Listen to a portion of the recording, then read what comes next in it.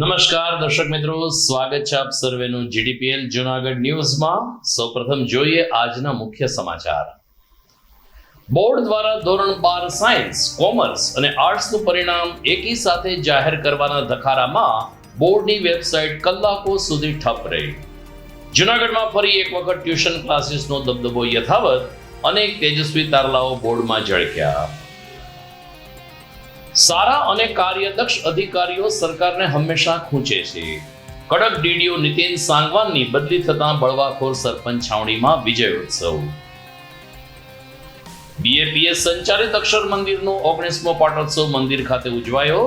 સત્સંગ સભા અને ધર્મ કીર્તનનો લાભ લેતા સંતો અને હરિભક્તો।